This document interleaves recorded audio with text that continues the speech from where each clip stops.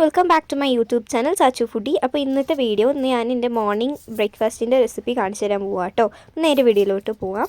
അപ്പോൾ ഞാൻ ഫസ്റ്റായിട്ട് മീൻകറി ഉണ്ടാക്കണം. അപ്പോൾ അതിന് കോക്കനട്ട് ഓയിൽ ഒരു ചട്ടിയിൽ ഒഴിച്ചിട്ട് മസ്റ്റർഡും ഫെനുഗ്രിക്കും പിന്നെ നമുക്ക് ഗാർലിക്കും ആഡ് ചെയ്തിട്ട് പിന്നെ ജിഞ്ചറും കൂടി കുറച്ച് ആഡ് ചെയ്തിട്ട് നന്നായിട്ടൊന്ന് മിക്സ് ചെയ്തെടുക്കാം. പിന്നെ അതിലോട്ട് നമ്മളൊരു 2 ഓണിയൻ കട്ട് ചെയ്തത് ആഡ് ചെയ്തിട്ട് നന്നായിട്ടൊന്ന് വഴറ്റിയെടുക്കാം കേട്ടോ.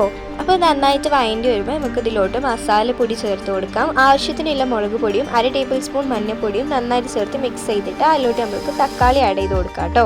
എന്നിട്ട് നന്നായിട്ടൊന്ന് മിക്സ് ചെയ്ത് കൊടുക്കാം. ഇനി ആ നല്ല മിക്സ് ചെയ്തിട്ട് അതിൻ്റെ ജ്യൂസ് ഒന്ന് കുറച്ച് പുറത്തേക്ക് വന്നോണ്ടേ നമുക്കതെടുത്തിട്ട് ഒരു മിക്സിൻ്റെ ജാറിലോട്ട് മാറ്റിയിട്ട് നമുക്കൊന്ന് അടിച്ചെടുക്കാം.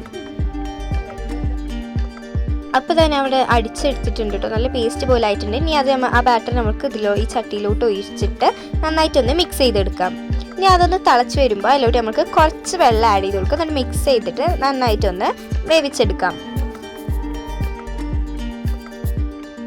ഇനി നമുക്ക് ഇതിലോട്ട് പുളിൻ്റെ വെള്ളം ആഡ് ചെയ്ത് കൊടുക്കാം കേട്ടോ. ഞാനിവിടെ ഒരു കുടംപുളിയാണ് എടുത്തിട്ടുള്ളത്. അത് നമുക്ക് ഇതിലോട്ട് ആഡ് ചെയ്ത് കൊടുക്കാം. അത് നന്നായിട്ട് മിക്സ് ചെയ്തെടുക്കാം. ഇനി നമുക്ക് അതിലോട്ട് ആവശ്യത്തിനനുസരിച്ചുള്ള വെള്ളം ആഡ് ചെയ്ത് കൊടുക്കാം. പിന്നെ അതിലോട്ട് 2 മുളകിൻ്റെ നടു കീറിയത് ആഡ് ചെയ്തിട്ട് നമുക്ക് ഫിഷും ആഡ് ചെയ്ത് കൊടുത്തിട്ട് നന്നായിട്ടൊന്ന് മിക്സ് ചെയ്തെടുക്കാം.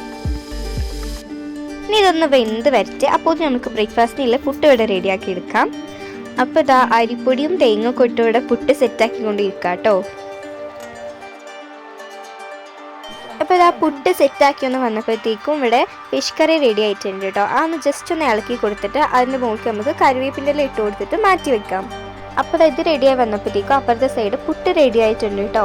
അപ്പോൾ അത് ഇനി നമുക്കൊരു പ്ലേറ്റിലോട്ട് സെർവ് ചെയ്തിട്ട് അതിലോട്ട് ഫിഷ് കറി ആഡ് ചെയ്ത് പെച്ചിക്ക് കൊടുക്കാം.